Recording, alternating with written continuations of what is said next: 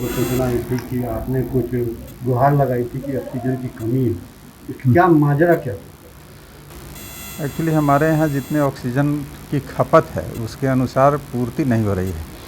हमारे संस्थान में और जो उषा एयर प्रोडक्ट्स है उसके द्वारा ऑक्सीजन की सप्लाई की जाती है और रही है। वो निविदा के द्वारा जो हमारा रेट उनसे रेट कॉन्ट्रैक्ट है ऑलरेडी पहले से, तो तकरीबन 400 सिलेंडर्स के लगभग हमारे लगते थे, कभी 350, कभी 450, कभी 400, क्योंकि depending on the number of the patients उसका डिमांड घटता बढ़ता है, वो फिक्स नहीं हो सकता।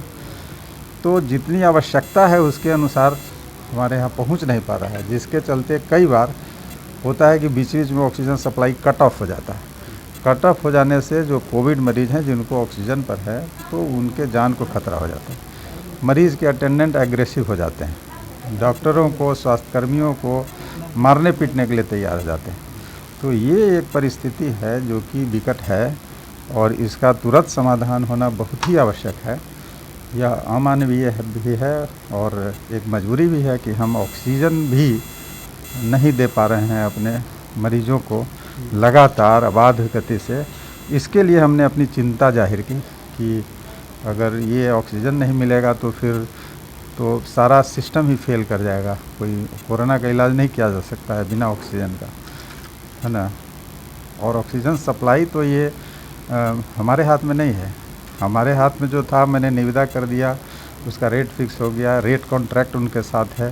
परंतु जो भी हमारा जो ऑक्सीजन प्रोडक्शन सेंटर है उस पर अभी एडमिनिस्ट्रेशन ने मजिस्ट्रेट बैठा दिया है और जो हमारे सप्लायर हैं उनके मुताबिक अब नहीं भेजा जा रहा है ना। वो राशनिंग कर रहे हैं हर जगह, कहाँ कितना जाना है, क्या है, नहीं है।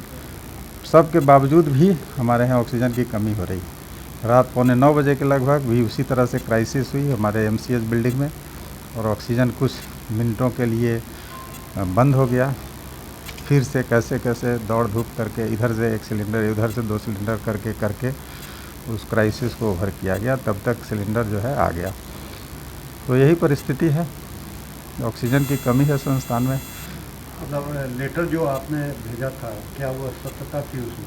हाँ, 100% सत्य है। मैंने लिखा था, मेरा दस्तखत है। यह कई बार होता है कि जैसे ऑक्सीजन सप्लाई सुपरटेंडेंट के हाथ में नहीं, लेकिन अगर मृत्यु होती है किसी की किसी संस्थान में तो उसका सारी जवाबदेही जो है जो अस्पताल का जो सुपरटेंडेंट होता है उस पर होता है। तो कई बार आपने देखा होगा कि भाई इस गोरखपुर की घटना हुई, उसमें डॉक्टर की कोई गलती नहीं थी। डॉक्टर को जेल दे दिया गया, उसको बर्खास्त कर दिया गया। वो बेचारा 8 महीना तक जेल में रहा। फिर हाई कोर्ट जब संज्ञान लिया और उसको हाई कोर्ट से बरी किया गया। अगर ऑक्सीजन की कमी ज़्यादा देर तक बंद हो जाएगी इसी तरह से तो सबसे पहले मुझे ही दोषी करार किया जाएगा कि भाई सुपरिटेंडेंट इसके लिए दोषी है, इसको सस्पेंड करो, इसको डिसमिस करो, इसको जेल भेजो, है ना। तो ये तो मेरे हाथ में है नहीं। तो ऐसे पद पर बने रहने का मेरा कोई औचित्य नहीं है, ये जहाँ कि हम अपने मरीजों को ऑक्सीजन भी नहीं दे पाते। ठीक है, इसलिए मैंने अपनी चिंता जाहिर की है और कार्य मैं कर रहा हूँ। जब तक मुझे भार मुक्त नहीं किया जाएगा तब तक मैं कार्य अबाध गति से करता रहूँगा। परंतु जो मेरी चिंता है इससे हमने प्रशासन को अवगत कराया है।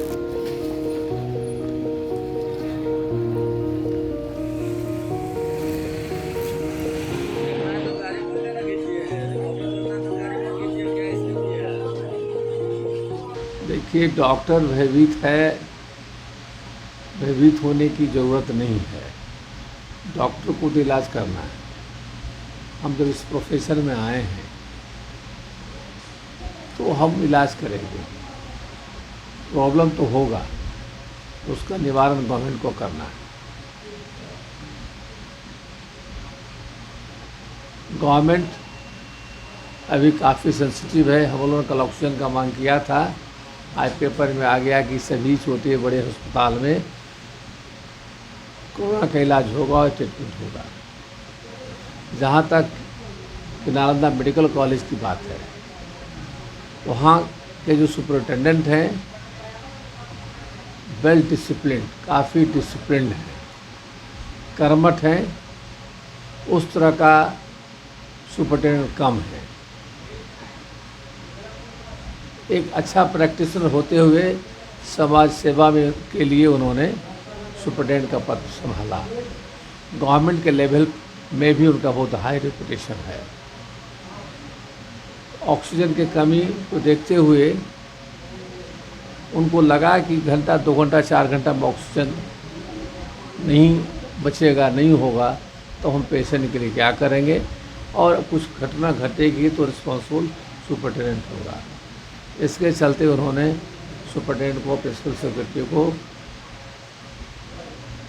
अपना त्यागपत्र देने के बाद उन्होंने कही है।